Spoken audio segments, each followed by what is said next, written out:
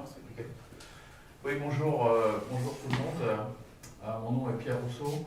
Je travaille pour BNP Paribas comme advisor sur l'économie durable. Et ce que je pense faire aujourd'hui, c'est vous donner un aperçu général de comment la finance s'interagit avec l'économie durable, comment une banque peut intervenir ou ne plus intervenir, ou les nouvelles opportunités qui peuvent rester, et puis surtout comment la transformation de l'économie va avoir lieu vis-à-vis de cette économie durable qui doit être mise en place. Je suis désolé, la présentation est faite en anglais, parce que j'ai l'habitude de la présenter en anglais, mais si vous voulez, je peux parler en français et vous pouvez la suivre avec les slides pour vous aider en anglais. Donc, les premières choses que je vais expliquer, c'est avant tout le coût d'inaction. C'est-à-dire qu'aujourd'hui, c'est quelque chose que les gens ne comprennent pas, c'est-à-dire qu'aujourd'hui, si je ne fais pas quelque chose, ça va me coûter plus cher demain. Donc investir aujourd'hui peut être mieux que de ne pas investir aujourd'hui. Les mécanismes financiers de l'économie et tout ce qui a été mis en place sur l'économie dite linéaire, puisqu'on vient d'une économie linéaire, font que ça peut sembler être, par rapport aux paramètres existants, coûtant plus cher. Mais en fait, si vous faites votre changement de paramètres sur la longueur et le coût de l'inaction qu'on va devoir mesurer, on se rend compte que finalement, investir aujourd'hui, surtout à des taux très bas, c'est peut-être l'occasion de faire ce qu'on appelle la transformation. Il y a deux concepts avec lesquels vous devez vous adapter quand vous parlez d'économie durable. C'est d'abord le concept de mitigation, on appelle mitigation en anglais, de mitiger, de pouvoir encore changer ce qui peut être changeable. Et puis on a ce qu'on appelle adaptation. L'adaptation, c'est-à-dire qu'on ne peut plus changer quelque chose et on est obligé déjà de prévoir le financement de quelque chose futur. Donc ces deux concepts vont vous amener à prendre des décisions différentes. Alors après, ce qui se fait, l'économie durable, c'est quoi? C'est manager les risques. On va parler de risk management, mais c'est aussi énormément d'opportunités. Et c'est là où la transformation est très importante, c'est-à-dire qu'on va partir d'une économie linéaire qui n'existe plus, donc il faut abandonner l'économie linéaire, donc il faut abandonner tous les économistes qui nous racontent des économies balance ou équilibrées, puisqu'on va aller vers une économie disruptive. Soit elle va se casser, on va désinvestir pour réinvestir dans quelque chose d'autre, donc il y a une rupture, ou soit une économie circulaire, c'est-à-dire qui régénère. C'est deux concepts complètement différents. Donc on va devoir travailler dans un monde futur, dans une économie qui sera binaire, et non plus unitaire, comme on l'avait précédemment. Donc voilà les concepts de base.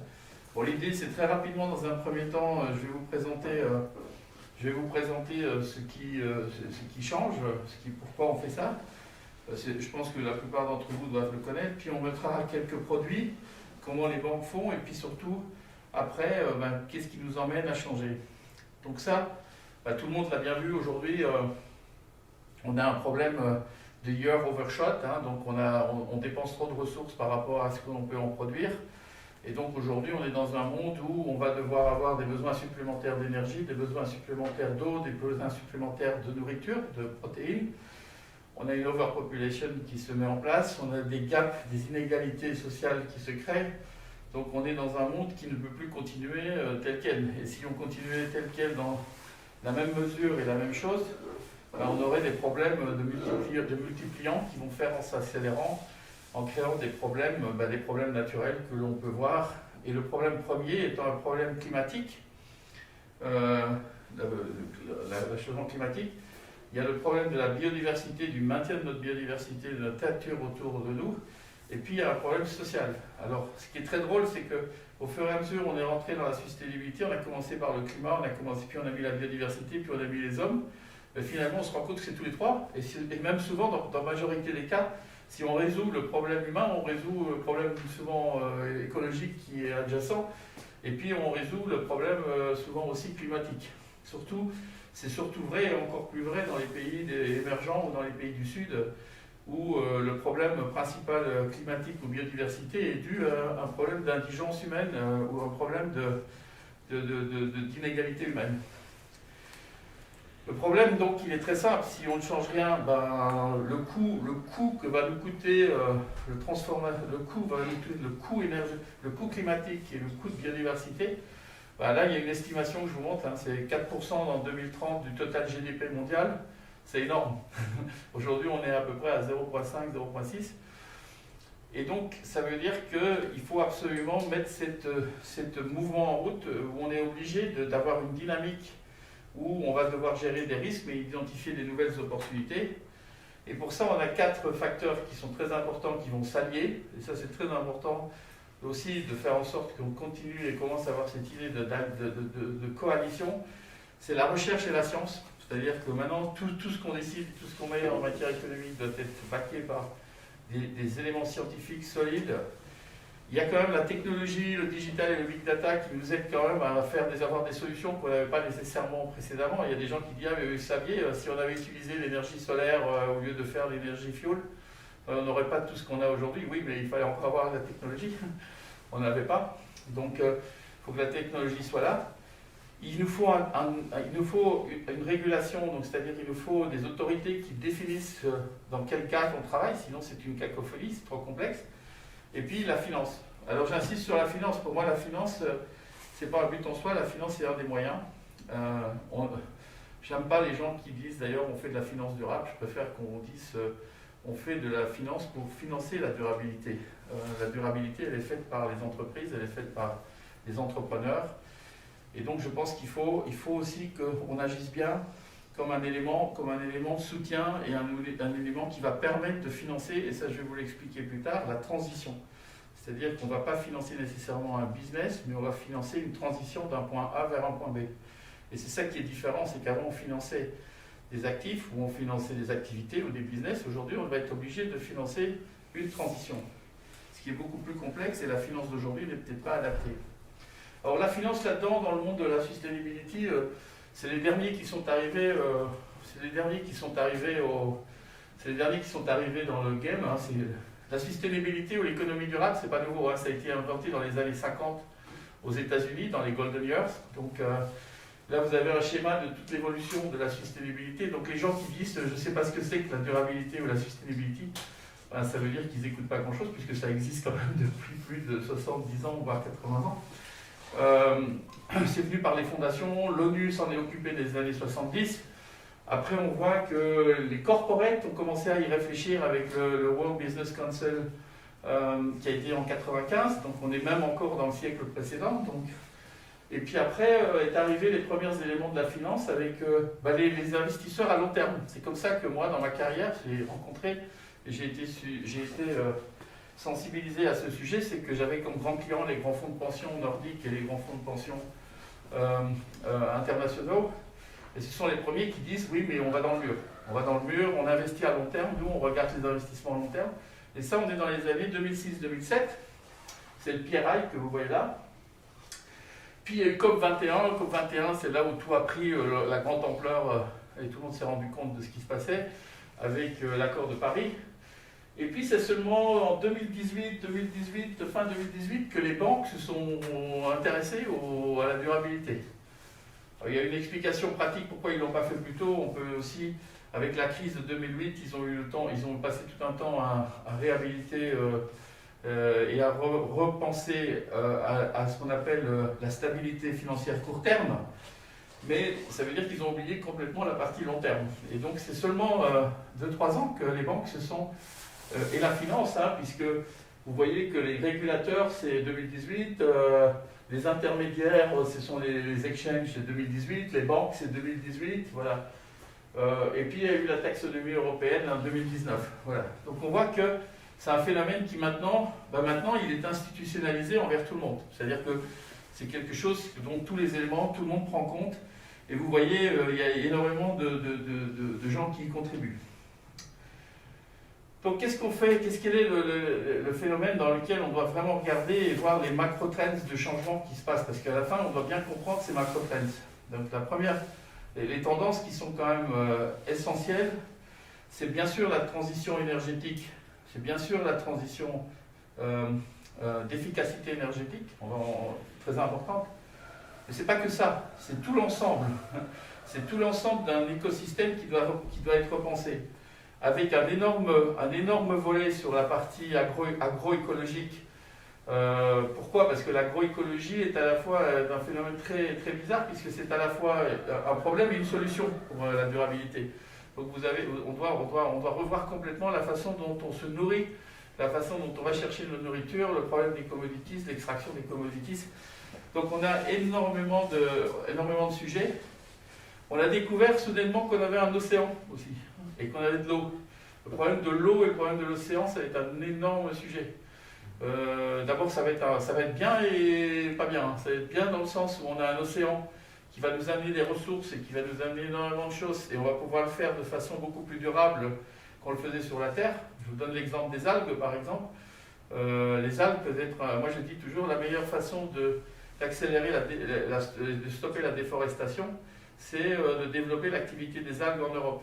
Pourquoi? Parce que les algues vont pouvoir produire de l'huile, qui aujourd'hui est produite par le palm oil, par l'huile de palme et par l'huile de soja, qui ont énormément d'effets néfastes sur la planète. Tandis que les algues, pas de déforestation, pas de produits chimiques, pas besoin d'eau, pas de destruction des sols, et vous avez la capacité de les grandir dans des masses d'océans sans nécessairement détruire l'environnement qui est autour de vous. Donc on va avoir des alternatives à prendre, et ça c'est très important. Et puis les gens ont oublié l'océan. Le SDG 14, qui est le SDG de l'océan, est celui qui est le moins suivi par les entreprises, alors qu'ils en dépendent toutes, ne fût-ce que le transport maritime, qui représente 80% de toute entreprise, quelle qu'elle soit, a une dépendance de toute façon à l'océan d'une façon ou d'une autre. Et tout ça va changer, tout ça va se modifier, donc il va avoir un impact énorme. La biodiversité et le rôle de la biodiversité, on ne peut plus le dissocier du changement climatique.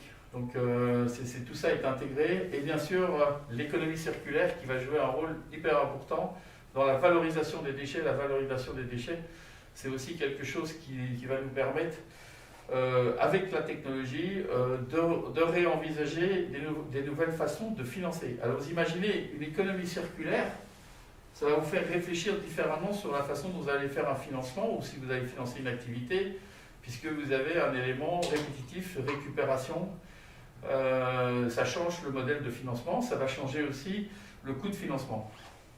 Donc il faut bien passer qu'on est dans cette transformation qui est quand même très rapide, et il ne faut pas nécessairement réfléchir uniquement en matière de risque, en disant je fais ça parce que je veux éviter mais je fais ça parce que je peux aussi créer de nouvelles activités, je peux créer de nouveaux développements. Les investisseurs aujourd'hui, ou les gens qui investissent, et la façon dont le financement de l'économie va se faire, va changer. Avant, quand on était au 19e siècle, le point central du financement de l'économie, c'était la banque. Et la banque, c'était de la transformation de risque, puisque vous avez un déposant qui donnait de l'argent auprès d'une banque, et la banque qui réutilisait cet argent pour l'injecter dans l'économie. Ce rôle de la banque, avec la complexité dans laquelle on rentre, va être de plus en plus difficile. Donc c'est de plus en plus difficile pour les banquiers de devoir financer des activités à caractère durable. Pourquoi? Parce que d'abord, dans un premier temps, il faut financer une transition qui ne génère pas nécessairement des revenus. Et deuxièmement, donc on va faire appel, et ça il faut connaître le concept et voir la différence entre quelqu'un qui finance et quelqu'un qui investit.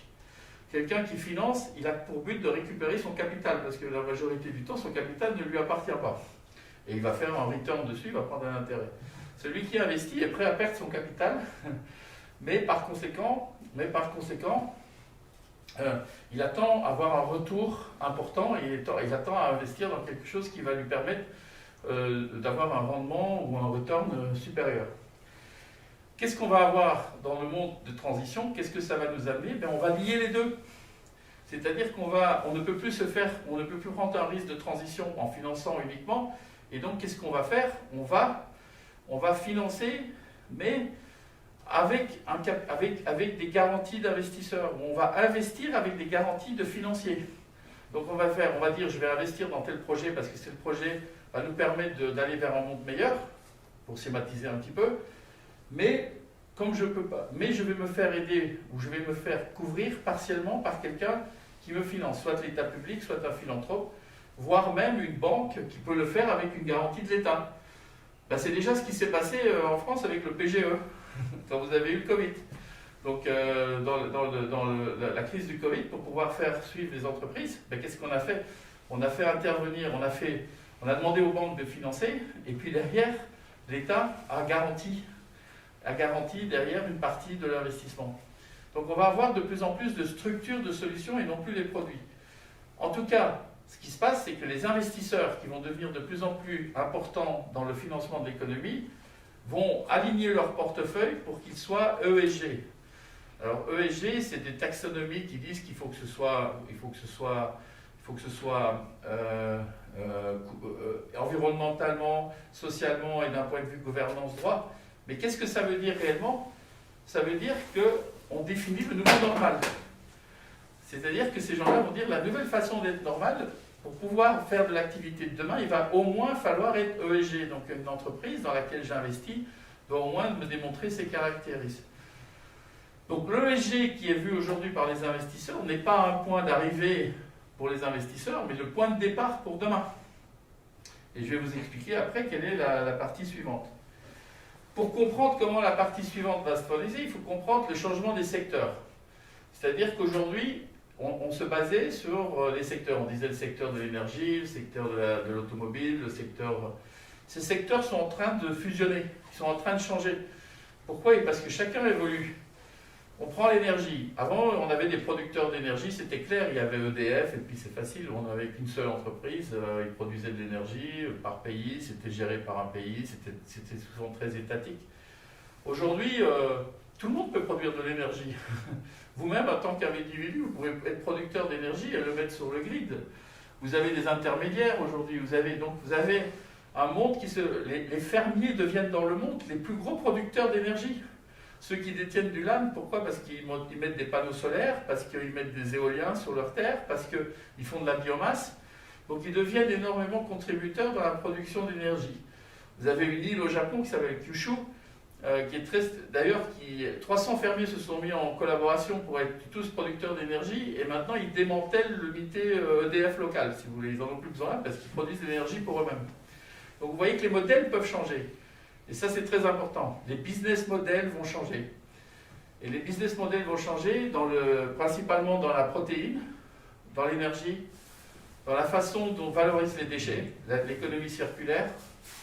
Alors, je ne sais pas si vous avez une idée, mais aujourd'hui, dans le monde, on recycle uniquement 7% de l'ensemble de ce qu'on produit. 7%. Ça a diminué de 1% par rapport à l'année dernière. Donc ça ne veut pas dire que l'économie circulaire, elle évolue très vite. Mais on n'en est qu'à 7 à 8%. Imaginez un monde où on a des niveaux de recyclage qui seront, ou de réutilisation de ressources qui seront à 30, 40, 50%. Ça change complètement la façon dont on opère. Ça change pas vraiment la façon dont nos systèmes vont fonctionner. Et donc, par conséquent, ça va changer la façon dont la finance va investir et la finance va travailler. Donc, vous aurez, ceux qui veulent avoir ces présentations pourront l'avoir après, c'est disponible, il n'y a pas de problème, parce que je ne vais pas rentrer dans le détail de tout vu le temps qui est incombé, mais c'est juste pour vous donner les concepts de base de transformation des business models. C'est ça qui est très important à retenir, parce que c'est ça qui va changer la façon dont on finance. Alors, rapidement ici, qu'est-ce qu'on fait dans la sustainabilité? Si vous regardez un peu les cycles qui étaient, on a commencé, c'était une question de awareness. Depuis COP21, au début, il fallait éduquer les gens. Puis tout le monde, un peu dans le secteur économique, s'y sont mis, on a regardé. Puis on est passé dans un truc de commitment. Vous avez vu tout le monde qui a commencé à se dire moi, je vais faire net zéro ci, moi, je vais faire ci, moi, je vais faire là, moi, je suis meilleur que les autres, etc. Donc vous avez eu toute la période des commitments. Là, maintenant, on rentre dans l'action. Et on rentre dans l'action réelle. Alors ça veut dire quoi dans l'action? C'est le net zéro. Donc les gens vont se dire, voilà, moi je suis une entité, je suis un pays, je suis une ville, je suis un corporate, je suis une banque, et je promets qu'en 2050, je serai net zéro carbone. Donc aujourd'hui, vous avez énormément de gens qui ont fait ce commitment, c'est le commitment principal. Le problème, c'est quand ils doivent le mettre en action. Alors je vous donne un exemple très rapide. Vous êtes un corporate, vous êtes une société. Ça veut dire quoi? Ça veut dire que d'abord, vous devez gérer votre efficacité énergétique. Après, vous devez gérer vos clients, la façon dont vous interagissez avec vos clients pour que ce soit neutre carbone. Mais aussi, vous êtes responsable de votre supply chain. Ça veut dire que si vous êtes producteur de textile, le coton qui arrive au pied de votre usine, il doit être décarbonisé. Et c'est vous qui êtes responsable. Et c'est là où va se passer le gros problème de la transition. C'est-à-dire que le point 6 que vous avez ici, c'est le problème des supply chains. Donc, c'est-à-dire qu'on va revisiter l'entièreté des supply chains et on va devoir refinancer. Mais vous imaginez, vous êtes propriétaire vous êtes H&M, vous n'allez pas financer le producteur de coton pour qu'il se décarbonise. Parce que vous le faites aussi pour votre compétiteur, et puis votre shareholder, il ne sera peut-être pas tout à fait d'accord. Donc il va falloir trouver des solutions hybrides de financement pour qu'à la fin ça marche, puisque de l'autre côté, ils se sont engagés à le faire et ils doivent avoir du coton décarbonisé qui arrive devant chez eux. Donc c'est là où on va avoir des associations publiques-privées. Vous voyez ici, c'est le blended finance. On va créer de plus en plus des solutions de blended finance.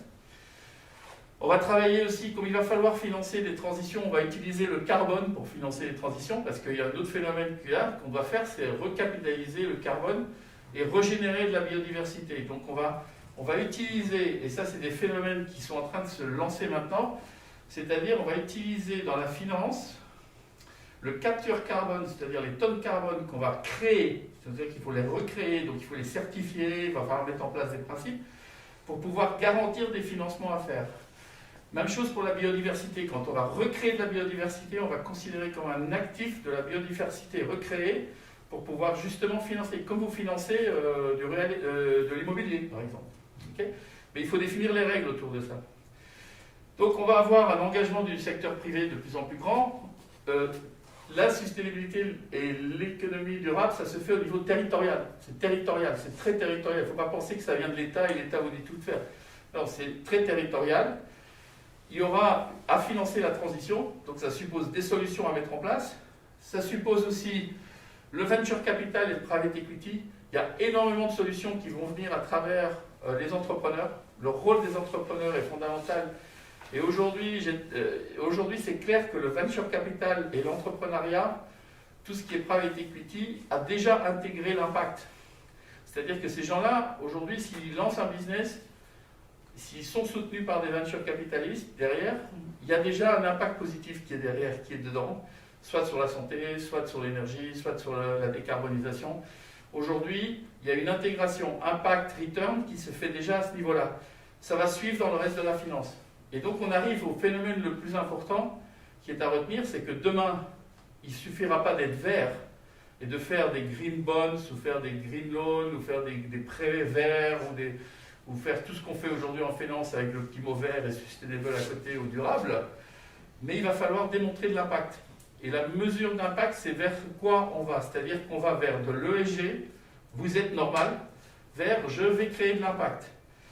Quand vous montez un business, vous allez avoir des risques, vous allez avoir un return, ça c'est ce qu'on fait aujourd'hui, mais à ça on va ajouter la mesure d'impact. Et la mesure d'impact, elle sera calculée par rapport à un purpose. Et c'est l'équilibre des trois qui va faire en sorte qu'on va soit financer ou soit investir.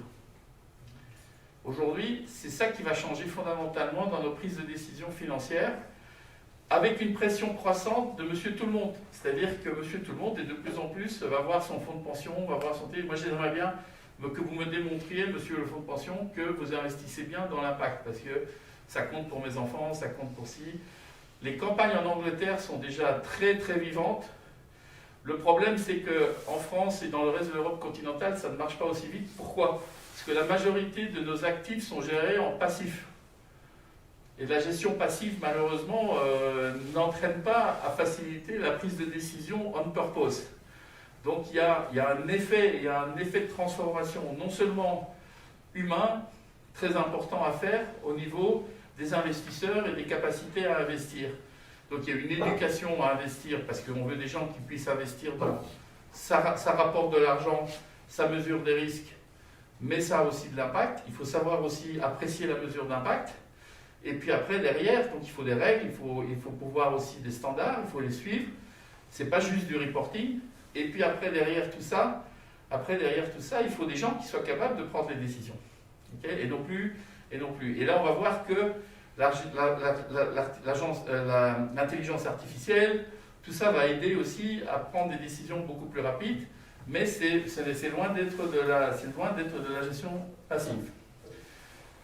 Ça veut dire quoi en termes de finances? Ça veut dire qu'en termes de finances, on va être de plus en plus collaboratif entre les différents types de financement et d'investissement. C'est-à-dire, avant, les gens étaient dans leur silo. Vous aviez les assureurs, vous aviez les asset managers, vous aviez les pensions, les fonds de pension, les banques.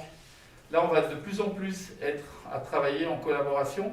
Et on va aussi travailler en collaboration. Moi, je monte des projets qui sont initiés par des non-profit, qui sont initiés, par exemple, je finance le fonds Coral Reef, qui lui est initié par la Fondation Albert de Monaco. Donc on commence à travailler plus en transversal sur des objectifs et des projets qui ne sont pas nécessairement directement initiés par le besoin d'un financement d'un entrepreneur ou d'une société. Innovation, mais pas de l'innovation. L'innovation financière, c'est de l'innovation qui est de la solution. On crée des nouvelles solutions financières, on ne crée pas des nouveaux produits financiers. Réfléchir en scénario, ça c'est très important parce que ça c'est un changement fondamental pour les financiers. Et ça on est un peu dans la neurologie. C'est-à-dire que dans notre cerveau on a une partie effective, efficiency, efficacité, c'est ça, et de l'autre côté on a une partie créativité. Et ce qu'il va falloir faire, c'est que nous aujourd'hui on est dans l'efficacité. Donc on a des machines, des procédures, des process, des produits, on donne un prix, ça marche bien. Et après, on offre ça aux clients. Enfin, on offre ça aux clients. On pousse ça aux clients. Okay, donc ça, c'est la façon dont on fonctionne. Les banques fonctionnent de cette façon-là. Les asset managers fonctionnent comme ça. Ben là, il va falloir écouter nos clients et dire, voilà, quel est mon problème dans la transition, comment je le vis, et puis comment je le finance. Donc là, on va faire appel plus à la créativité. On est aussi dans des cycles plus rapides. C'est-à-dire que pourquoi les cycles sont plus rapides? Parce qu'aujourd'hui, la technologie pousse à avancer très vite. Et comme la technologie pousse à avancer très vite, or dans les banques on réfléchissait par le passé.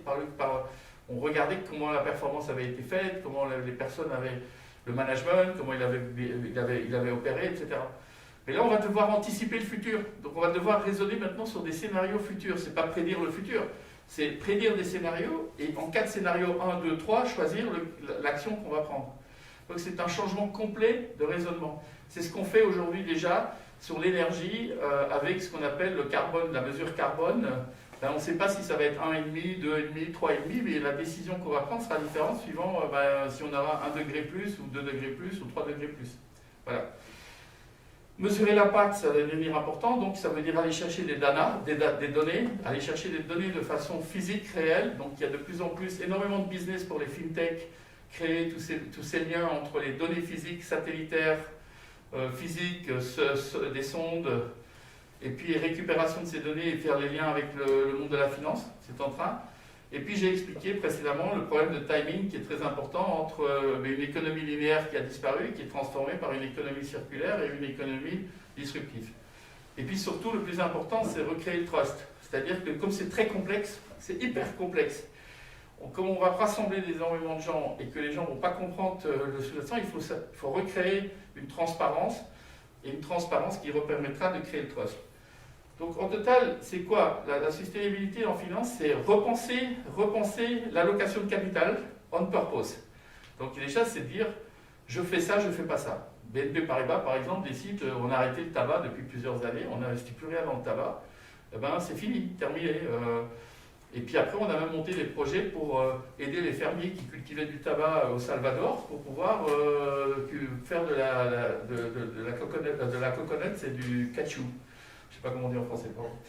Et donc voilà, il faut à un moment prendre des décisions et des décisions de changement. L'utilisation de la technologie, du digital et du data est fondamentale. C'est-à-dire que sans ça, on ne pourra pas mesurer les impacts et créer des partnerships. C'est-à-dire que c'est trop complexe, on ne peut plus résoudre les problèmes tout seul, vous êtes obligé de vous allier, et vous alliez avec des gens même improbables, avec lesquels vous ne pensiez pas. Et la première personne avec laquelle la banque s'allie, ben c'est son client. C'est son client avec lequel il doit penser à sa transformation. Le plus gros danger qu'on a dans les éléments qui suivent, c'est le greenwashing, c'est-à-dire que où se trouve la vraie vérité, est-ce que les gens font bien, pas bien, est-ce qu'ils sont honnêtes, pas honnêtes, ça c'est la grande question.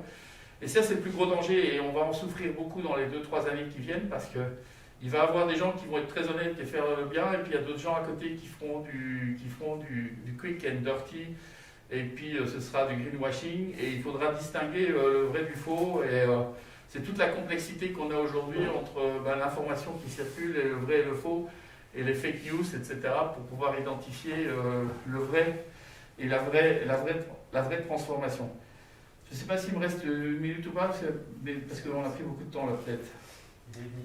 Ok, très rapidement, je vous montre ce que j'ai participé à Glasgow à la COP pendant une dizaine de jours. Et là, je vous résume très rapidement ce qu'il en est. Alors, moi, je vais vous résumer.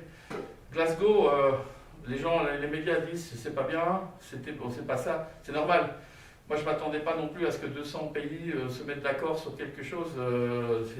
Ça avance à la vitesse où ça avance et ça, c'est une chose. Par contre, ce qui s'est passé à côté est très important.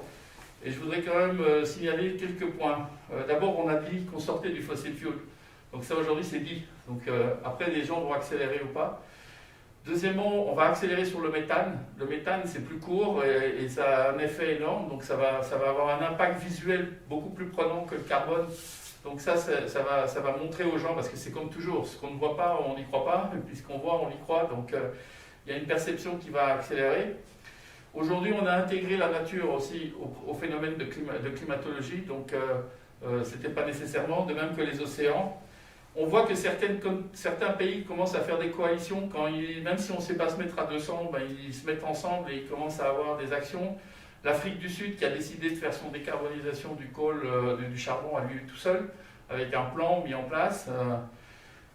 Et la chose que je vais signaler, l'importance des technologies. Étaient présents sur place tous les techs, les entrepreneurs, les technologistes, les Google X, les Amazon, et eux viennent. Alors ça, c'est bien ou pas bien, ça, on nous le dira plus tard, mais en tout cas, la technologie s'incruste méchamment dans l'économie durable. Et on peut en sortir des bonnes choses ou des mauvaises choses, j'en sais rien, mais au moins ça va avoir un effet stimulant et un effet entreprenant. Un point que je signale quand même, c'est que tous les gros succès, et notamment en énergie renouvelable, j'ai participé à des événements, c'était principalement des femmes qui dirigeaient, et là où les femmes dirigent, les choses avancent plus vite et rapidement. Donc le UK par exemple, par exemple a fait une transformation énergétique de renouvelable est géré à 95% par des femmes. Et c'est les femmes qui sont entrepreneurs, des sociétés comme Octopus Energy, etc.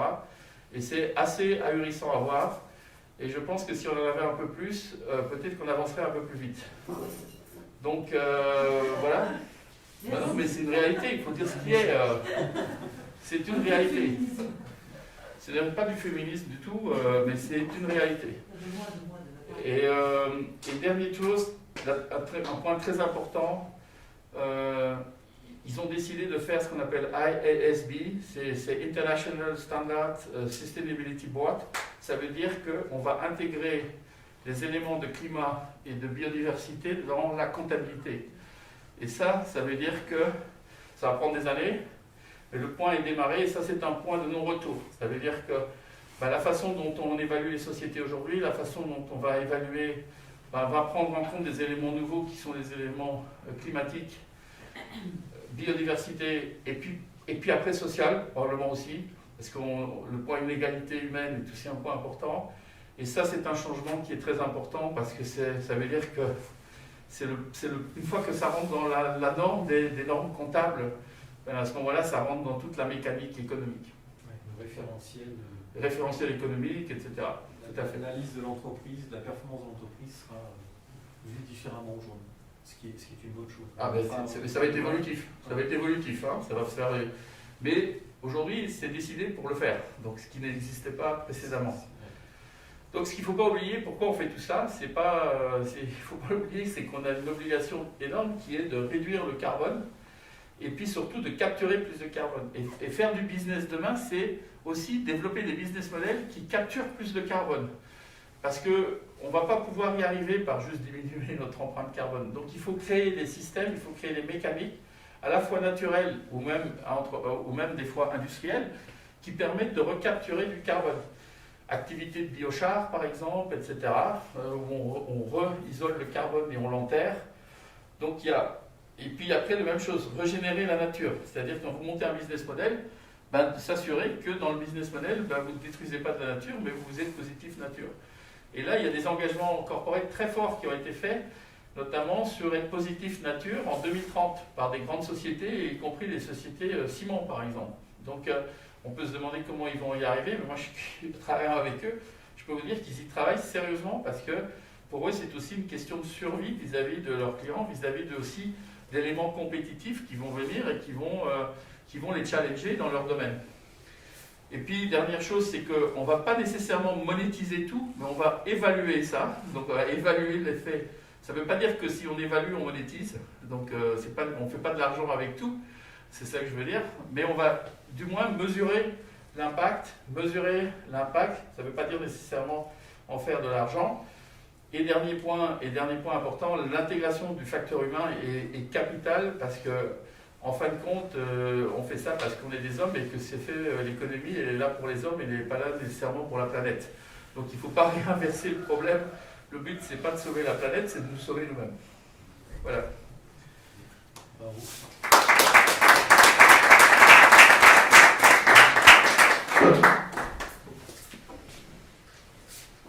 Je ne sais pas si vous avez quelques questions. Pierre. Pardon, je m'appelle Pierre aussi, c'est pour ça. Merci Pierre pour ça. Moi j'habite ici et je suis paysan, dans le sens où j'habite au pays. Ouais. Et ici, j'ai des interlocuteurs, si je suis entrepreneur, j'ai des interlocuteurs bancaires locaux, que ce soit vous ou les autres enseignes. J'ai travaillé pour une autre enseigne verte pendant 18 ans. Voilà, comme ça. Ouais. Et j'ai aussi des dirigeants de PME locaux, parce qu'on n'a pas des grosses boîtes, à part Michelin, mais c'est un cas à part.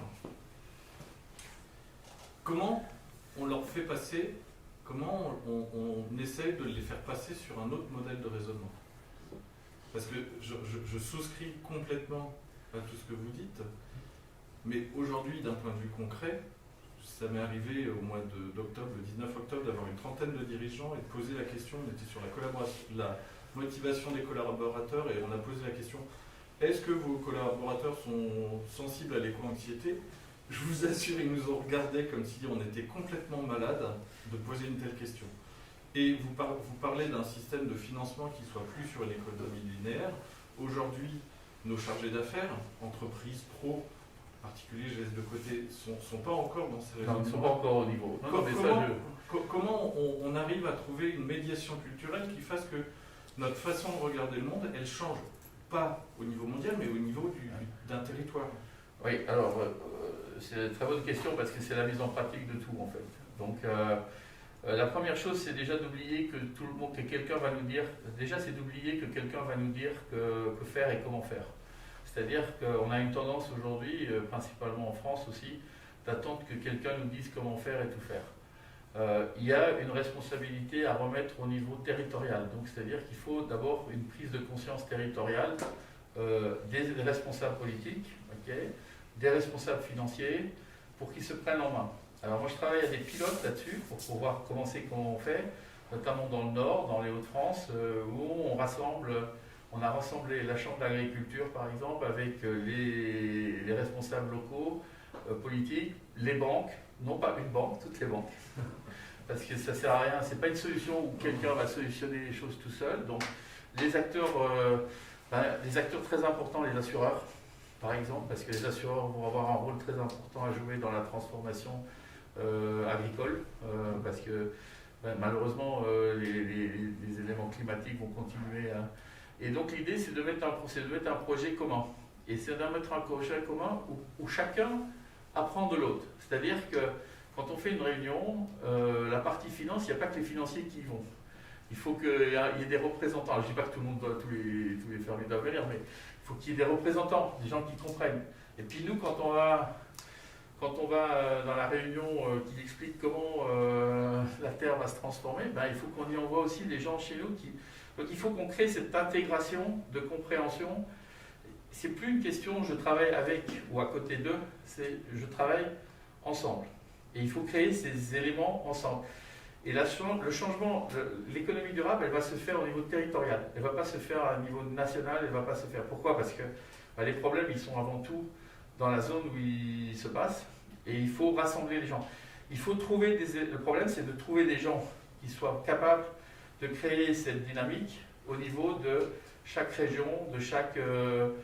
Et là, il y a un besoin de pousse par les autorités. Il faut qu'on reconnaisse à des autorités locales le devoir de rassembler ces gens-là dans leur périphérie ou dans leur zone. Alors, est-ce que ça doit se faire à un niveau région, est-ce que ça doit se faire à un niveau ville?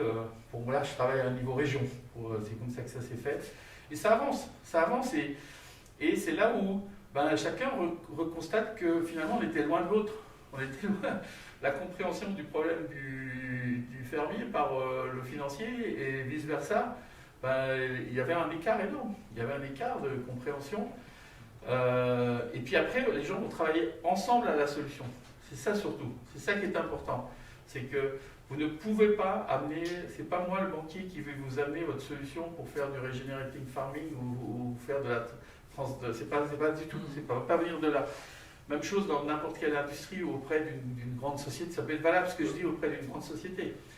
Donc il faut créer ces éléments, il faut recréer ces éléments de discours et qui se font au niveau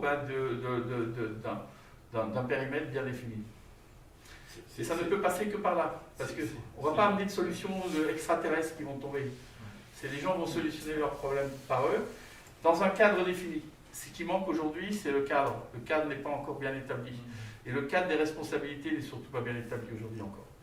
Après, il y a un phénomène d'éducation qui va se faire. Il ne faut pas oublier, on change 300 ans d'une méthodologie vers quelque chose d'autre. Donc, on peut s'attendre à ce que... On peut s'attendre. Puis après, on a 300 ans de monde carboné. On est addict au carbone, il ne faut pas l'oublier. On est devenus tous addicts au carbone. Donc, comment on fait pour se... C'est comme si on était drogué. Comment on fait pour en sortir? Comment on fait pour sortir de là? Donc ça ne peut se faire que par un effort. Ça ne peut se faire que par... Après, les systèmes financiers doivent s'adapter. Les systèmes existants ne seront pas applicables. Parce que les normes qu'ils imposent ne peuvent pas s'appliquer. Donc il faut se réinventer. Et c'est là où on a encore, nous, des efforts à faire. Parce qu'on a commencé à réfléchir, la preuve j'existe, donc c'est pour ça que j'existe. Donc on a commencé à y réfléchir. Après, on a un régulateur. Donc il faut qu'on aille voir un régulateur pour lui expliquer qu'il faut accélérer ça. Et le grand problème des régulateurs aujourd'hui, comme ça j'aurais fait le tour, comme ça vous voyez la machine, c'est qu'ils s'occupent de risques, de gestion de risques, et ils ne s'occupent pas nécessairement d'incentives pour créer des nouveaux modèles.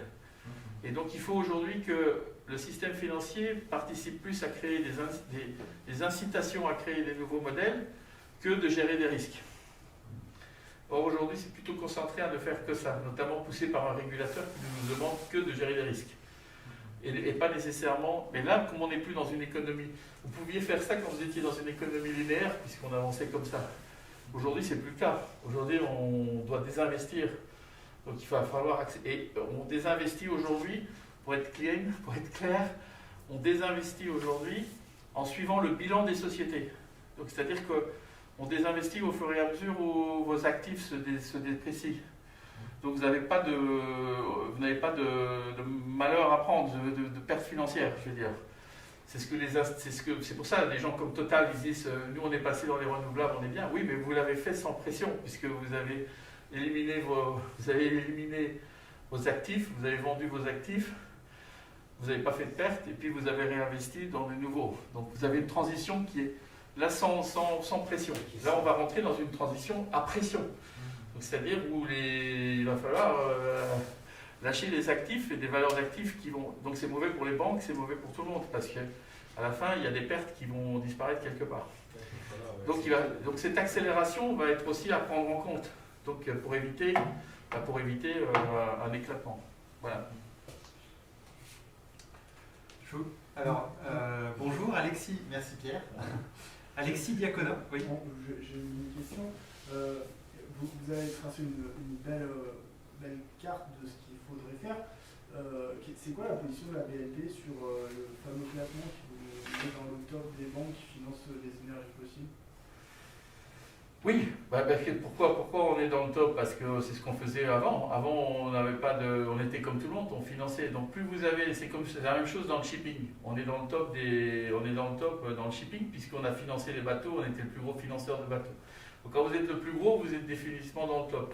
Ce qui est important de regarder maintenant, avant... C'est faut-il progresser, hein? Non, on finance plus du tout, par exemple, de charbon depuis déjà plus de 3 ans. Et bien sûr, on a des actifs qui restent. En 2040, on sera sorti du charbon. Ok. En 2040, du charbon mondial. En Europe, on sera sorti en 2030. Donc ce qu'il y a, c'est qu'on a des investissements qui vont s'accélérer. Certains, on est sorti de certains pays, par exemple récemment.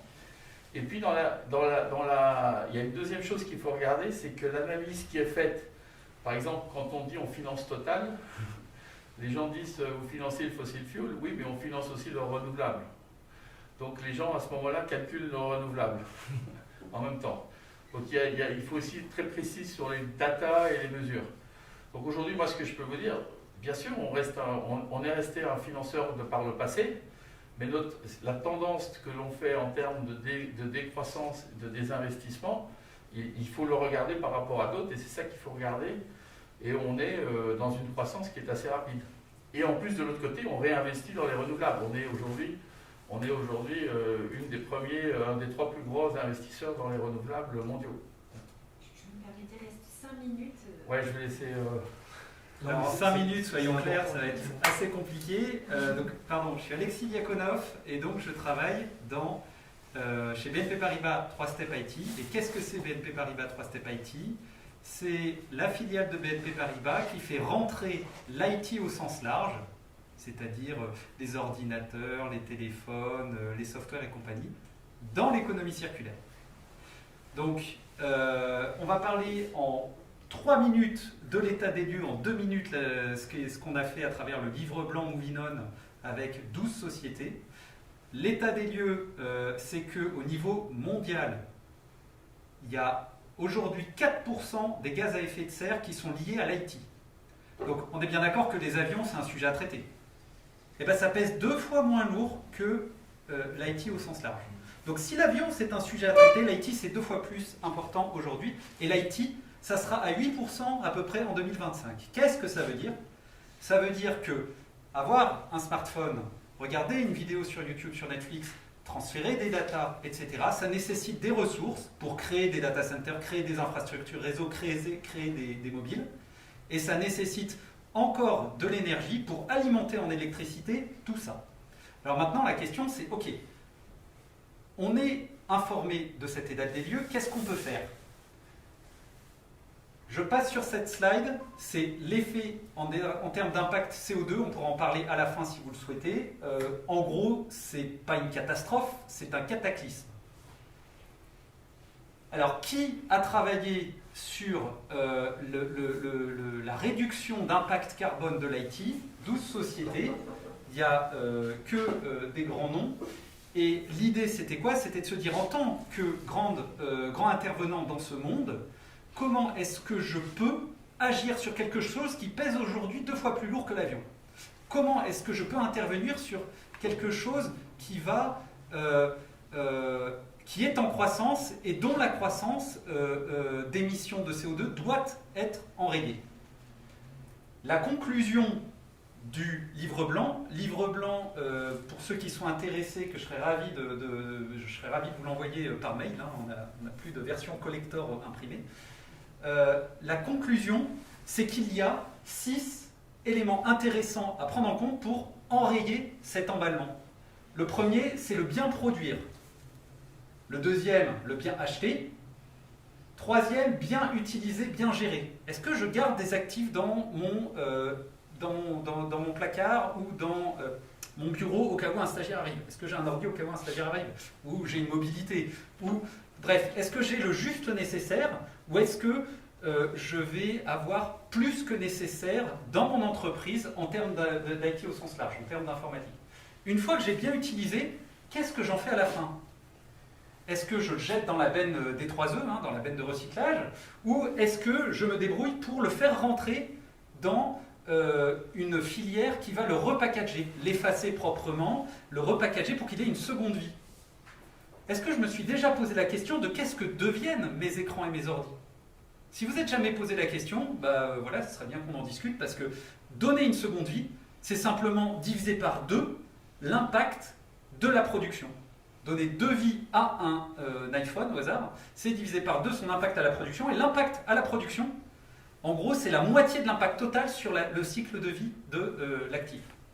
Donc, une fois qu'on a bien récupéré, qu'on a bien reconditionné, recommercialisé ou reloué, et ben, des fois, il reste des actifs qu'on ne peut pas réutiliser. Et dans ces cas-là, il est important de bien le recycler. Il est important pour les entreprises, mais il est important pour tout le monde que ça n'arrive pas dans une des déchetteries bennes à ciel ouvert en Inde ou en Afrique avec le logo d'une entreprise, quoi. Voilà. Donc, à l'issue de ce travail, on a sorti ces 6 étapes clés du cycle de vie de l'IT. Alors maintenant, vous dites, ok, super, mais est-ce que j'ai la main là-dessus en fait? Alors nous, parmi les métiers de BNP Paribas Trustep IT, on intervient sur une partie de ces 6 étapes. C'est-à-dire qu'en gros, si je le fais très très court, notre métier, c'est d'accompagner un client dans le choix des équipements. Donc soit il a des fournisseurs et le client sait déjà ce qu'il veut, il n'y a pas de sujet. Une fois qu'il a acheté le plus durable possible, l'idée c'est de dire ok, est-ce que c'est correctement géré? Est-ce que je réponds à mon besoin? Ou est-ce que j'ai le maximum de ce que je peux avoir avec du coup des téléphones qui dorment ou des écrans qui dorment dans des placards? Est-ce que je ne suis pas je me suis pas surapprovisionné?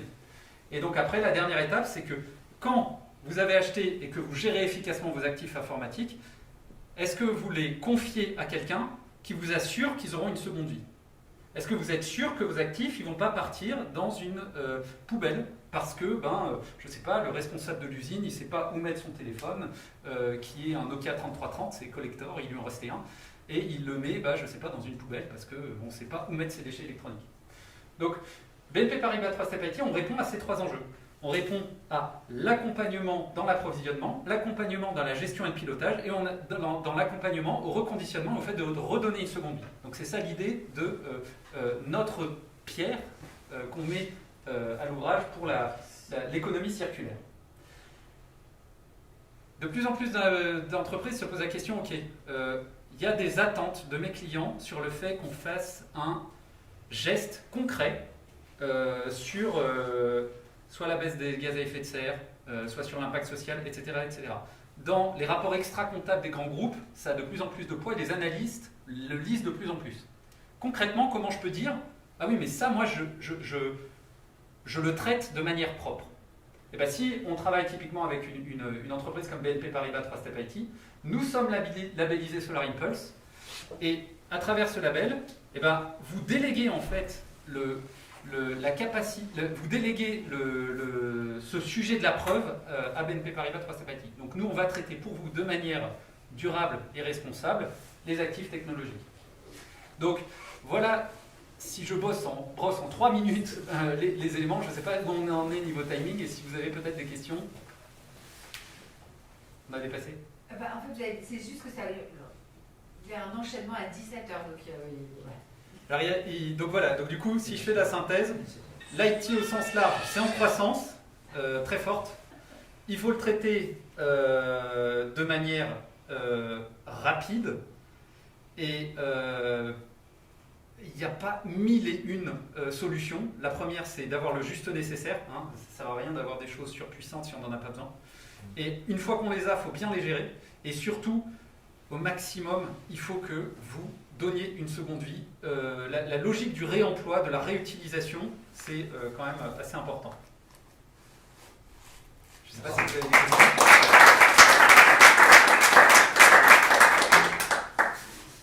La performance, c'est d'avoir fait cette présentation en 3 minutes. Veilleur de frugalité. Et que BNP cite Bon Pote dans ses présentations, je pense qu'il serait honoré de le savoir. Par contre, je suis pas d'accord avec vous sur l'exemple que vous prenez de comparer l'IT et l'avion, parce qu'en termes d'usage, l'avion c'est 2% des émissions, mais c'est 1% de la population mondiale. L'IT c'est 95% de la population mondiale. Donc en termes d'usage, on est certes dans une proportion, un ordre de grandeur qui est proche, mais c'est pas du tout la même chose quand même. Je veux dire, aujourd'hui, l'avion c'est un loisir de riche en fait, globalement, caricaturalement on va dire. L'IT c'est un service dont une part majeure de la population ne pourrait pas se passer, quoi. Donc dire il faut l'avion c'est que 2%, nous c'est 4%, il faut qu'on s'en occupe plus. Je pense que le parallèle il est un peu dans la démarche qui doit nous occuper aujourd'hui de transition écologique, il est un peu il peut conduire à l'inaction, je veux dire. Voilà. Alors là, je me suis mal exprimé. L'avion, il n'est pas urgent, il est absolument nécessaire d'agir de manière immédiate. Et c'est pourtant, entre guillemets, que 2%. Oui. Donc c'est hyper important. L'IT, c'est du coup, par voie de conséquence, encore plus hyper important. Et c'est d'autant plus difficile, parce que vous avez raison, parce que c'est très éparpillé. On n'a pas à agir sur un tout petit peu de gens. On a à agir sur beaucoup de gens qui s'en servent et qui en ont besoin très régulièrement. Non, mais c'est l'usage qui fait... on est d'accord. Bah, du coup, oui, on est d'accord, mais du coup, l'idée, c'était pas du tout de minimiser, mais c'était de souligner à quel point, quand on regarde un smartphone, quand on regarde un ordi, quand on regarde un écran, c'est quelque chose qui est précieux, qu'il faut chouchouter, qu'il faut reconditionner, réemployer, etc. Il faut changer le rapport à la performance aujourd'hui qui est toujours choisie, qui est toujours mis en avant. Ne serait-ce que les habitudes, on va dire, des parents. Je ne sais pas si vous avez cette lourde tâche d'être parent, d'essayer de convaincre les enfants qu'un smartphone n'est pas, la dernière technologie du smartphone n'est pas forcément nécessaire à son bien-être et éviter effectivement de pousser ce genre de consommation, par exemple. Mais oui, vous avez raison sur le référentiel qui est un petit peu différent, mais là c'était effectivement le point à mettre en exergue, c'est que tout le monde est d'accord pour dire que l'avion, il faut réduire, alors que ça concerne une toute partie, je dirais, de la population mondiale, alors qu'effectivement, tout ce qui est IT, aujourd'hui, ça touche tout le monde, à la fois les entreprises et les particuliers. On a tous ce genre de problématique. Désolé, on me dit dans l'oreillette que... On arrête. Et juste, je peux dire un dernier truc à monsieur, il y a quelque chose pour acculturer les gens qui est très bien, ça s'appelle la fresque du climat. Oui, je connais très bien. Plein de gens qui connaissent, mais c'est un outil hyper ludique pour faire toucher tous ces enjeux-là. Je suis membre. Et voilà. Et je suis membre éducateur de la fresque du Et commerce. quand vous avez fait la fresque du climat, vous pouvez ensuite faire la fresque de la biodiversité, qui est beaucoup plus large et qui permet d'avoir la fresque. Non, je pense que ça va.